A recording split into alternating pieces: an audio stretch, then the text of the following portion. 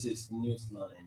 One full hour of news, analysis, background reports, and views, counter views from and about Liberia and the rest of the world. Today is Wednesday, January 28, 2026, and these are the headlines.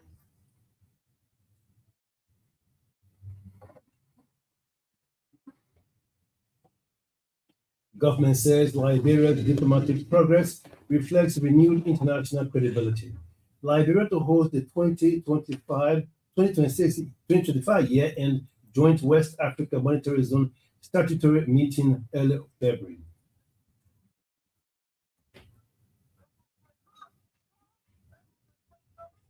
House divided over proposed resolution seeking to create additional seats in the legislature. And in foreign news, London court hears a €2 million Harrods spree linked to ex-Nigerian minister's bribery case. These and many more to come, including the news in French, simple Liberian English, and the passion of life sport.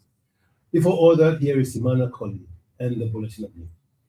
President Joseph Walker says Liberia's election to the United Nations Security Council demonstrates renewed global confidence in the country's leadership. The Liberian leader noted that this historic achievement elevates the country's global profile and enables the country to actively contribute to the international peace and security.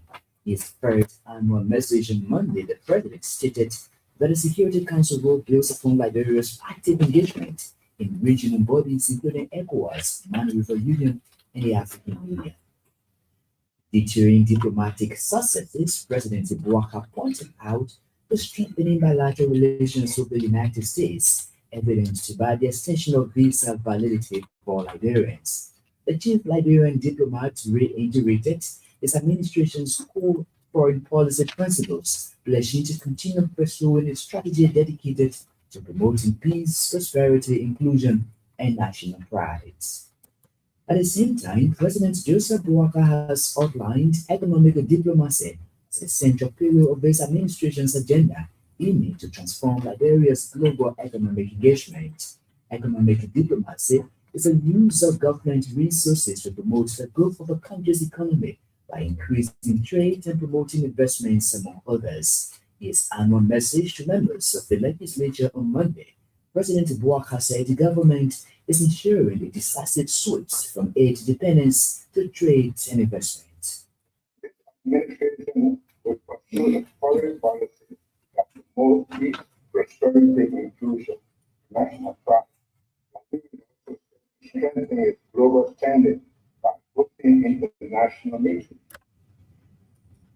The Liberian leader disclosed that his government has engaged over 50 foreign and diaspora investors in priority sectors including agriculture, energy, and infrastructure. He said Liberia's foreign policy is guided by a firm commitment to the international system grounded in the United Nations, multilateralism, and international law. Over 600 social housing units are expected to be constructed by the government in February this year. The project, which is expected to be implemented in 6 counties, is intended to address overcrowdedness, insecure conditions, and adequate housing facilities. President Ibuaka made the disclosure Monday. He delivered his annual message to members of the legislature. The National Housing Authority will begin building 600 social housing units across 6 counties in February this year. The president during his address underscored the strong need to improve citizens' livelihoods through the provision of dignified housing units and other basic social services. The housing units, according to the president, will be constructed by the National Housing Authority and partners. Liberia is expected to host the 2025 end-of-year Joint West African Monetary Zone statutory meeting. The event is a major regional gathering on monetary cooperation and integration. The meeting, which will run from February 4 to the 13th, is expected to highlight key issues including monetary union, statutory of central bank, and the status of the ECOWAS Solidarity and Stabilization Fund. CBL's Deputy Director for Research, Mankra, described Liberia's role as host nation and underscored the pivotal role of the different bodies. which is the West African Monetary Agency, WAMI, the West African Monetary Institute based Ghana, and WIFIN, West African Institute of Financial and Economic Management, is based in Nigeria. They are responsible to guide member states. He highlighted that WAMAN, WAMI, and WAPA are responsible to guide member states by enhancing the integration of agenda in the sub-region, conducts research, and provides macroeconomic recommendations to member states. The gathering will convey central bank governors, finance ministers, and technical experts from across West Africa, selected regional and global bodies. Members of the House of Representatives are divided over a proposed resolution seeking to create additional seats in the legislature. Some lawmakers argue that the move is not timely, warning that it could place added strain on the country's already limited financial space. Others, however, contend that expanding the legislature is necessary to ensure full representation and adherence to constitutional provisions. Meanwhile, House Speaker Richard Koo has constituted a specialized committee to conduct public hearings and nationwide consultations on the proposal. Speaker Koo said engaging citizens is essential to promoting transparency, inclusiveness, and national ownership of the process. If adopted, the resolution could increase the number of seats in the House of Representatives from its current 73 to 87. President Joseph Boakai has promised to implement stringent measures to support national growth, development, and citizens' dignity. These measures, according to the president, include a comprehensive review of all concession frameworks to correct historical inequalities and management of the country's natural resources. The Liberian leader also named the proposed rehabilitation of decayed public infrastructures and the laying out of Monrovia and major cities across the country. President Boakai promised will be made, he said, to relocate the Palm Grove Cemetery in an attempt to restore national honor and respect to the remains of former presidents. I will take immediate action to resolve the long-standing issue of relocating Palm Grove Cemetery, where the remains of our former The Liberian leader believes that steps are backed to restoring dignity to public service, safeguarding national assets, and ensuring Liberians achieve a fair share of the country's wealth. President Boakai made a remarks Monday when he delivered his annual message to the legislature in Monrovia. Government says it has transitioned half of its agencies to a unified ICT system through the creation of a new ICT Strategic Action Plan. Government said by November 2025, 56% of those entities are fiber optic network installed, and 80% of critical ICT infrastructure secured with cybersecurity measures. President Boakai in his annual message said digital finance advanced with the use of mobile money, rising from 60%, that's 46%, to 58% in 2025. digital initiative, we created a new ICT strategic action plan to modernize the national telecommunications. And half of the government agencies have transitioned to unified ICT system. The Liberian leader said the central bank also launched an inclusive instant payment system enabling real-time transactions and cross-border payments across Africa.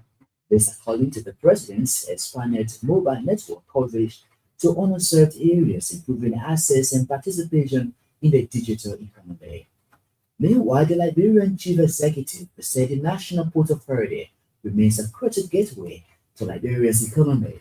The president said the government will break the long-standing monopoly and boost competition following his visit to the Kingdom of Morocco in 2025. The Moroccan Port Development Entity agreed to invest in equipment and logistics for the ports of Monrovia. President Boakai further stated that master plans for the ports of Monrovia and Buchanan have been developed. In his annual message, President Boakai noted that further upgrades will be carried on, including dredging of the port of Monrovia for larger ships, easing congestion, reducing costs, and introducing 24-hour operations. Finance and Development Planning Minister Gosling Kwan is urging the government, ministries, and agencies not to delay in the budget execution plan. Mr. Gafwan noted that any delay in executing the budget scheme could further hinder President Bouakar's quest in acceleration of national development. He wants that the Liberian government do not budget executors to be at the mercy of the Liberian people whose livelihoods need to be improved. If you delay them, you are delaying President Morgan. President Morgan wants speed execution. So don't get on the wrong side of President Morgan. Mr. Gavon spoke Wednesday at the EJS Ministerial Complex in Congo Town at the start of the 3-day budget execution workshop based on the 2026 national budget. He at the same time urged financial personnel to be transparent in the operations by allowing proper documentations to pass, deny others that are rightfully done. Meanwhile, the 3 days gathering is being attended by various government spending entities and ministries.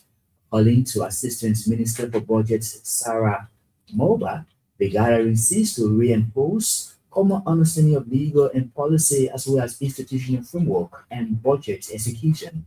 Ms. Moba also said it will focus on budget execution processes and procedures, compliance and reporting, public procurement processes and procedures. It focuses on execution processes, compliance and reporting requirements, and the role and responsibility of key actors across nations and agencies. The corner deal will focus on public sector investment plan and disbursement requirements.